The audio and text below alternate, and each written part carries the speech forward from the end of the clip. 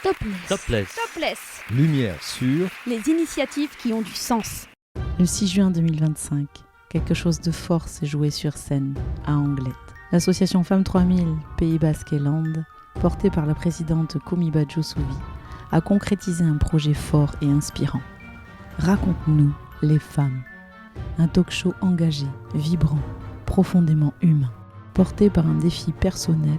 Coachés pendant 3 semaines par 3 professionnels passionnés, 12 personnes ont osé prendre le micro, monter sur scène et nous ont livré une performance inoubliable dans une soirée de partage intense avec le public présent. Bienvenue dans les coulisses d'un projet où la parole libère, relie et inspire. Des graines de courage semées, fortes, sincères, à chaque épisode. Topless. Topless. Topless. Lumière sur Les initiatives qui ont du sens.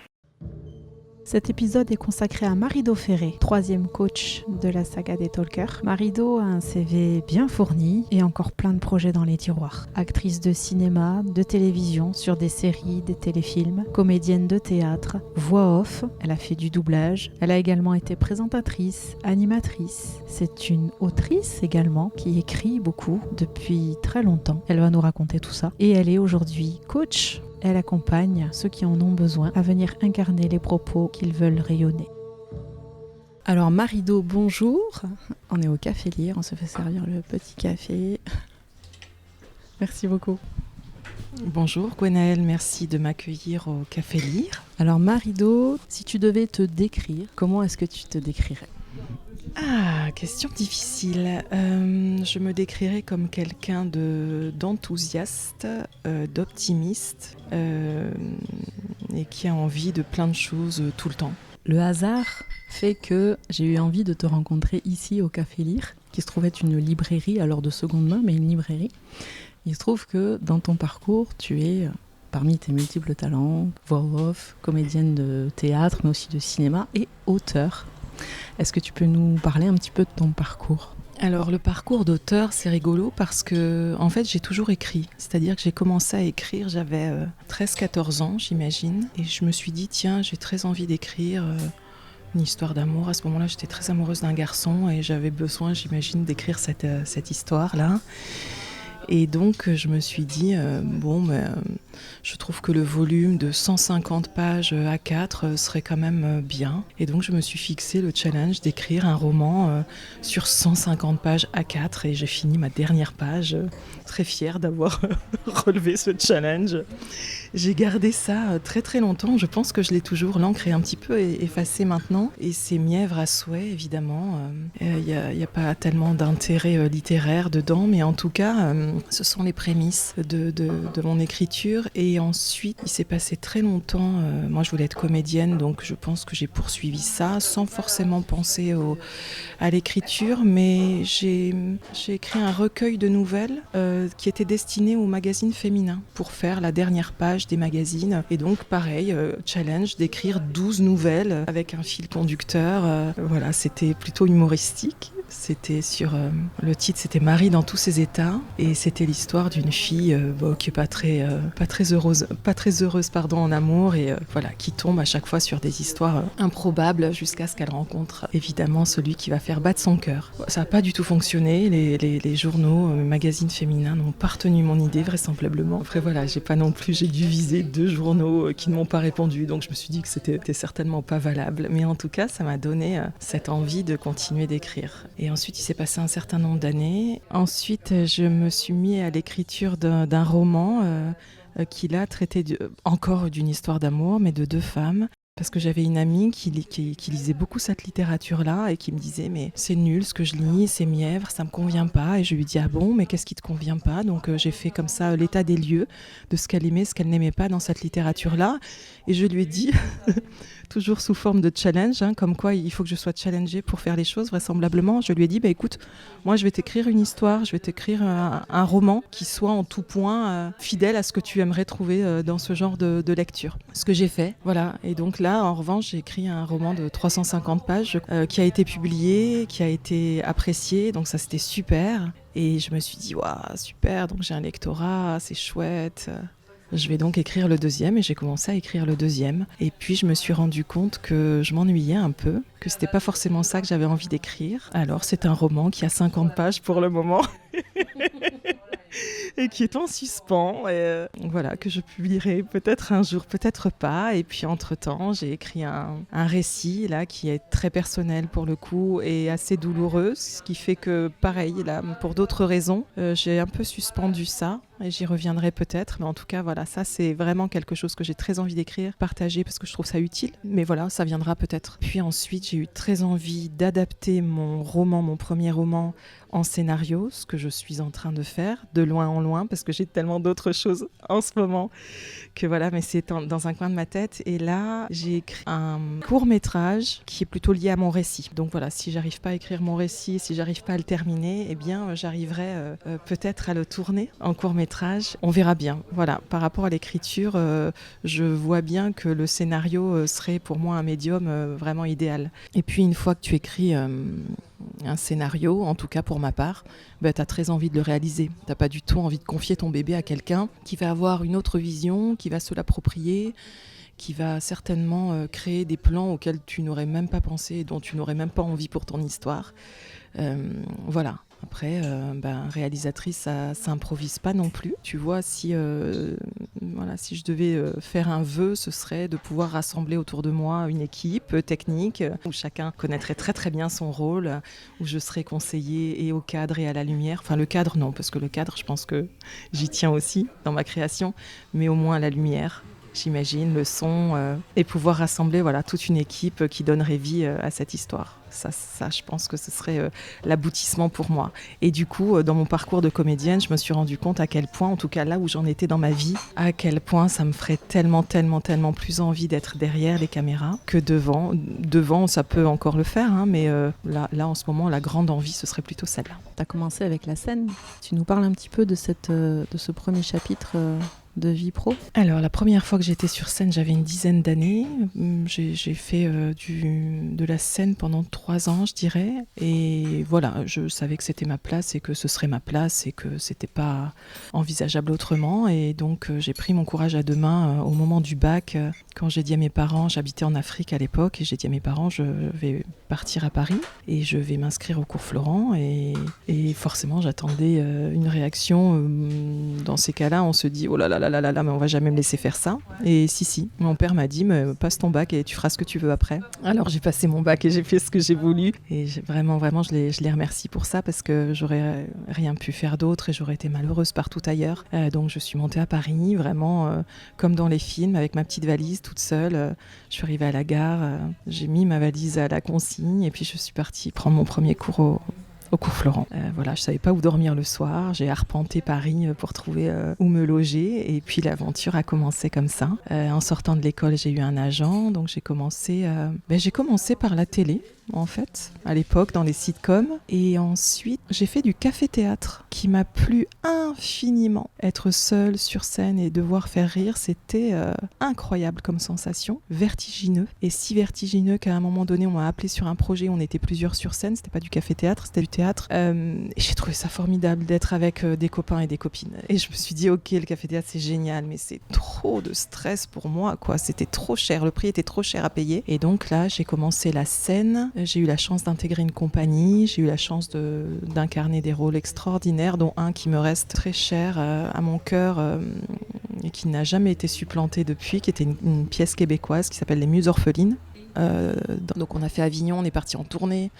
On a longtemps travaillé dans cette compagnie-là, et moi à un moment donné je me suis dit, mais mon rêve c'était quoi au départ? C'était quand même de faire de l'image, d'être à l'écran. Je m'essoufflais un petit peu dans la compagnie. J'étais fatiguée, parce que quand on a une compagnie, on fait tout. Et j'avais très envie de ne faire que jouer, comme une grande enfant. Et donc là, j'ai commencé à enchaîner les castings. Et donc voilà, j'ai eu des rôles à la télé, un rôle au cinéma. Et puis, venant d'Afrique, j'avoue que la vie parisienne m'a pesé. Et plus les années passaient, et plus elle était pesante. le stress, l'agressivité, l'hostilité ambiante. J'avais besoin de plus de douceur, j'avais besoin de rapports avec les gens simples. J'avais besoin d'une douceur ambiante, quoi, que je trouvais au Pays Basque. Alors en venant en vacances, les vacances sont pas la vie, mais j'ai fait en sorte de venir habiter au Pays Basque. J'y suis depuis 15 ans et j'ai trouvé vraiment, pour le coup, vraiment ma terre d'accueil. Donc forcément, ça demande des sacrifices.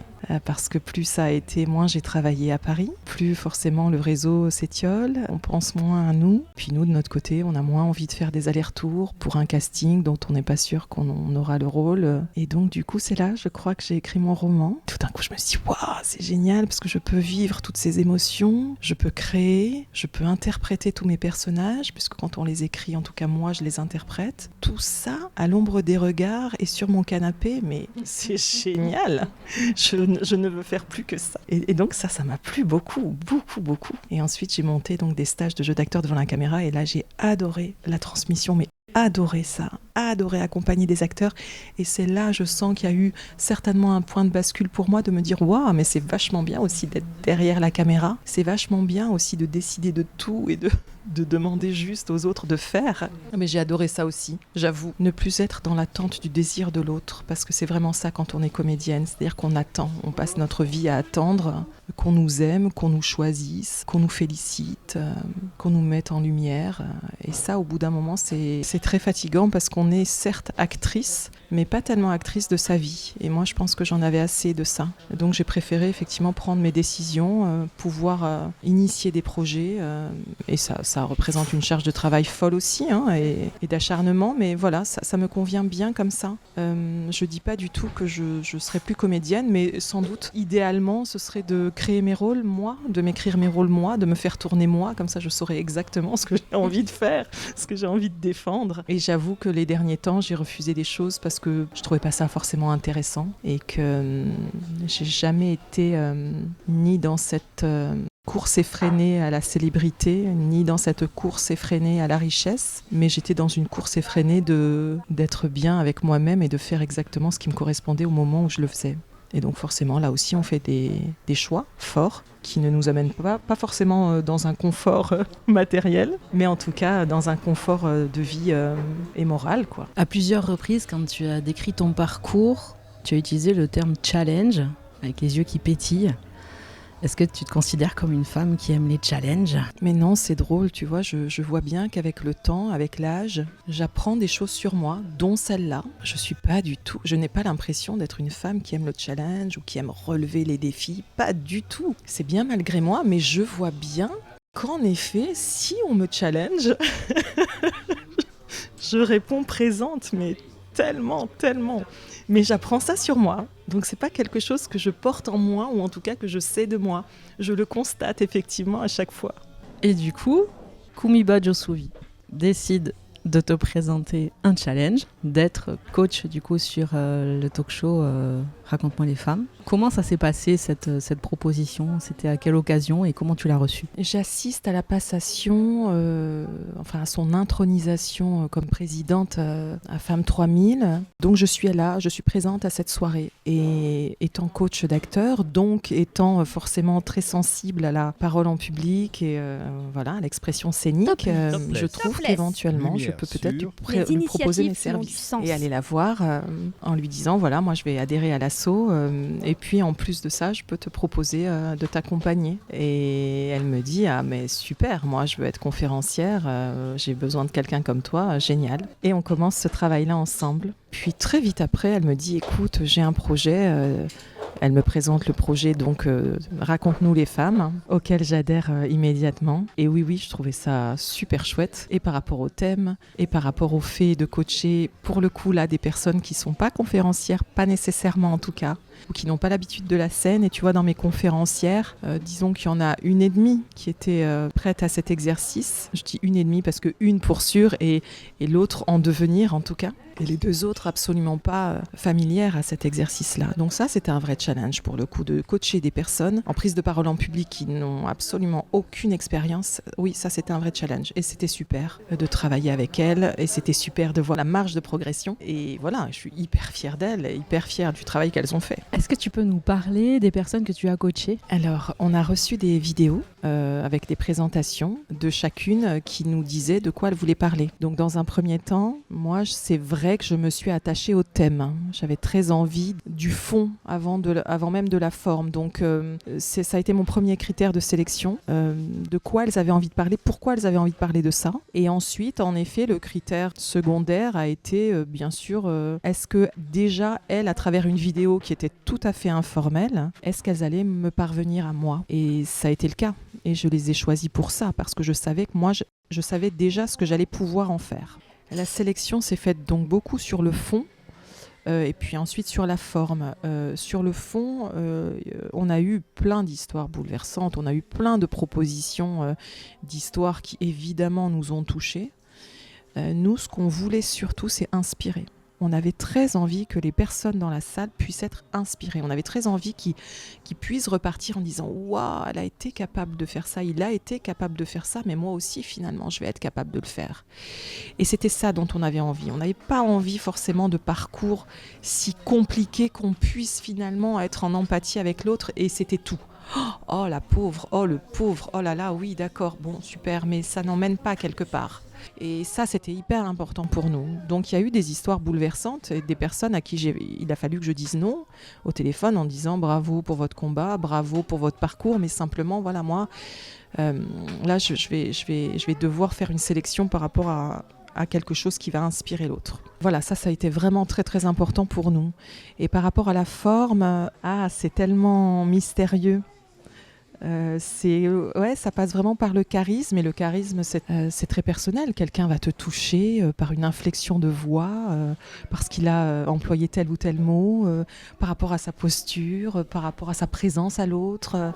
Voilà, donc il y a une sensibilité, tu vois, quand nous on a fait la sélection avec mes collègues, on est allé chacune vers différents profils, et c'est très bien puisque du coup il faut qu'il y en ait pour tout le monde, donc c'est parfait.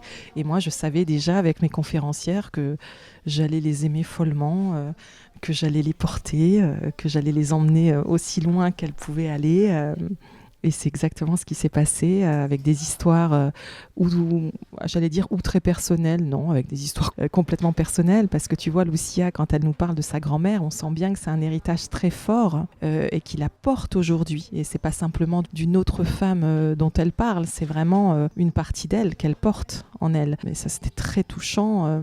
Émilie aussi, à travers son histoire et à travers son témoignage, j'ai été très touchée par cette histoire-là, parce que à travers une histoire qui est franchement difficile à vivre, elle voulait mettre en lumière d'autres femmes qu'elle. Elle voulait rendre hommage à d'autres femmes, et surtout elle voulait faire comme un appel, tu sais, à ces femmes qui étaient dans le public et qui ne se sont peut-être jamais senties importantes pour les autres, et qui tout d'un coup pouvaient prendre conscience que oui, elles aussi, elles avaient été forcément importantes et impactantes dans la vie d'autres femmes ou d'autres hommes d'ailleurs. Et le combat de Lana que j'ai adoré, Lana, oui, qui partage son envie de changer le monde d'ici 20 ans pour que sa fille puisse être plus libre qu'elle ne l'a été, qu'elle puisse être libre tout simplement. Ça, tu vois, j'ai la chair de poule en t'en parlant. Je trouve ça un combat extraordinaire à mener. Et elle nous appelle toutes et tous à le mener, ce combat. Et enfin, Rosen qui a un talent fou pour l'écriture, pour donner du sens aux mots, pour être extrêmement percutante. Et dans le partage de son histoire et dans son slam, que j'ai adoré et qui fait rire et pleurer en même temps. Voilà, donc moi, je me suis sentie très, très gâtée d'avoir ces conférencières-là à coacher.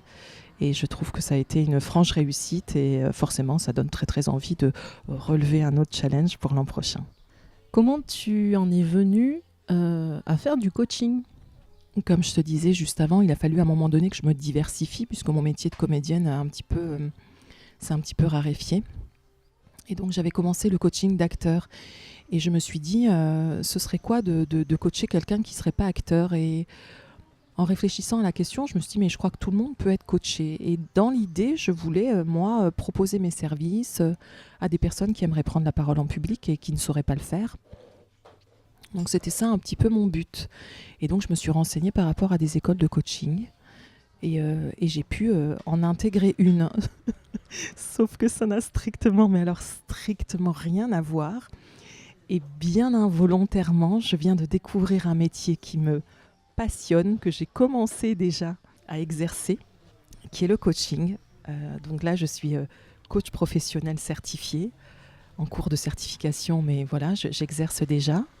Et alors là, j'accompagne des personnes qui ont un objectif et que je vais accompagner vers cet objectif en leur révélant quels sont leurs freins, leurs obstacles, mais aussi leurs ressources.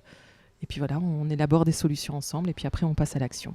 Donc en gros, c'est ça le coaching. Et tout d'un coup, ça n'a plus rien à voir avec la prise de parole en public, même si ça peut advenir dans un coaching, dans un objectif, mais ce ne sera pas forcément majoritaire. Et là, tout d'un coup, je découvre tout un autre pan du coaching que j'ignorais. Je découvre un métier extrêmement exigeant. En tout cas, cette école est extrêmement exigeante. Il y a un protocole qui est très strict, un cadre qui est très strict, une déontologie, une éthique. Voilà. Vraiment, c'est le terme de coach, il a fini par être un peu galvaudé. Tout le monde s'est dit un jour qu'il était coach et qu'il allait pouvoir accompagner quelqu'un. Mais en dehors de ce cadre-là, je ne sais pas bien ce que ça donne. Nous, c'est sûr qu'on est guidé par quelque chose de très exigeant. Et c'est en ça que nos clients nous font confiance, parce que tout d'un coup, on leur définit le cadre de départ et ils se disent « Ah oui, ok, on part pas n'importe où, n'importe comment. » Donc voilà, mais ça s'est fait un petit peu... oui, je pense que j'ai été guidée à ce moment-là, je vois que ça. La méthodologie, c'est quelque chose d'important dans le coaching. Est-ce que tu avais une idée de la méthodologie justement que tu allais adopter dans l'accompagnement des talkers ? Alors moi, ma méthode, elle se résume vraiment à une chose, c'est aller toucher l'intime. Dès lors qu'on touche l'intime chez un acteur ou quelqu'un, donc par exemple une conférencière ou un conférencier, on gagne parce que dès lors qu'on touche à cette authenticité chez quelqu'un, elle va parvenir au public. En revanche, si j'ai un très bon ou une très bonne conférencière qui a très bien appris son texte, dont les mots sont jolis, mais qui n'incarne pas son propos, à ce moment-là, ce sont des mots les uns derrière les autres et ça n'a aucun sens, ça n'a aucune valeur, ça n'a aucune portée. Donc mon travail, à chaque fois, il part de l'intime. J'ai besoin d'aller sonder au plus profond des personnes.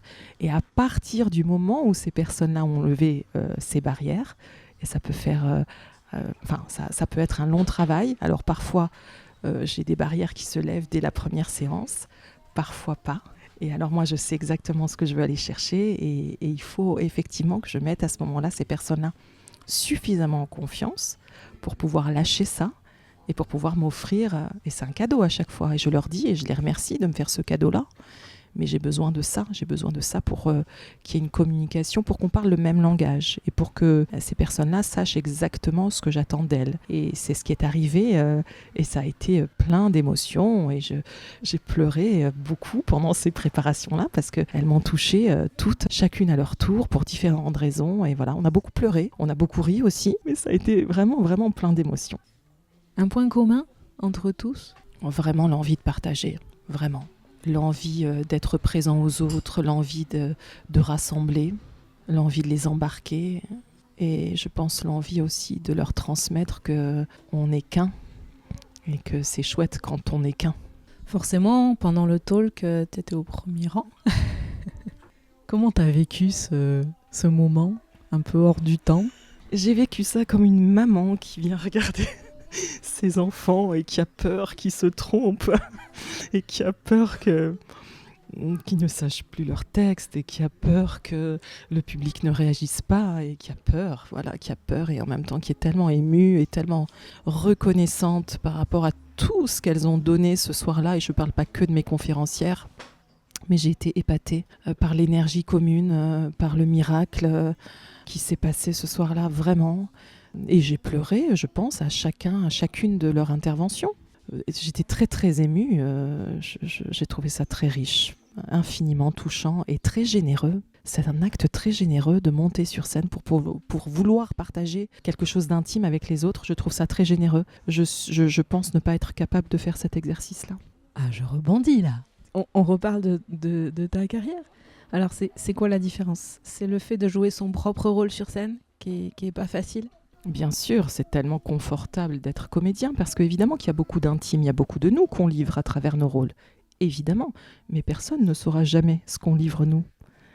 Personne ne saura jamais que dans ce rôle-là, on a mis 75% de nous et que 25% du personnage, ou à l'inverse, 75% du personnage et un petit peu de nous, parce qu'il a fallu rajouter un petit peu de nous. On est bien planqué derrière ce texte qu'on a écrit pour nous, derrière cette mise en scène, derrière ces images, derrière cette lumière. Quelqu'un m'avait dit un jour, parce que c'est très compliqué, je ne t'apprends rien en te disant que les comédiens n'aiment pas se voir à l'écran, c'est compliqué. Et on m'avait dit, mais tu sais que ça n'est pas toi. C'est une projection de toi, c'est une image de toi, c'est une image en plus en 2D. Donc ça n'est pas toi, tu peux vraiment te détendre par rapport à ça, ça n'est pas toi. J'avais trouvé ça du coup un peu plus facile par la suite de me regarder, ce que je trouve tout à fait indispensable pour pouvoir s'améliorer, pour voir ce qui a été, ce qui n'a pas été ou ce qu'on a fait de très bien et qu'on a envie de reproduire par la suite. Mais c'est un exercice qui reste difficile. Et monter sur scène tout d'un coup et parler de moi, mais je serais en larmes dès la première seconde, tu vois, ça ne servirait vraiment à personne. Et au-delà de pas capable, j'en ai pas du tout envie. Ce n'est pas du tout ma place. Tu vois, à un moment donné, il a été question que les coachs fassent un petit truc aussi. Je leur ai dit, mais sûrement pas. Moi, à ce moment-là, je suis coach, je suis pas comédienne, et pas question que je sois en représentation. Tout ce que je pouvais accorder, effectivement, c'est de monter à la fin sur la scène, parce que je trouvais ça important par rapport à mes conférencières et par rapport au public. Et c'était très bien comme ça, mais je n'aurais pas voulu ni prendre la parole, ni quoi que ce soit. Non, ce serait trop me violenter. Qu'est-ce que ça t'a apporté à toi de participer à cette aventure, de coacher ces personnes Certainement la confirmation que j'aimais faire ça. Énormément d'amour, quoi, qu'on a partagé tous ensemble. Ça fait du bien, quoi. Ça fait du bien de voir que tout le monde va dans le même sens, que tout le monde a envie de la même chose, qu'on est tous dans une grande sororité. En attendant, c'était bon, ça, de sentir ça. Et de façon plus personnelle, vraiment, l'envie de recommencer, l'envie d'accompagner plus de monde encore. Et c'est vraiment le partage là qui prime, quoi. C'est une communion, voilà. C'est vraiment une communion que j'ai vécue, qu'on a vécue et qui nous a portés, mais tous autant qu'on est. Tu parles de communion, l'association Femmes 3000 que tu es allée toucher. En quoi est-ce que tu trouves que ça peut apporter le fait de se réunir comme ça en asso et partager ce qu'on partage à Femmes 3000 ?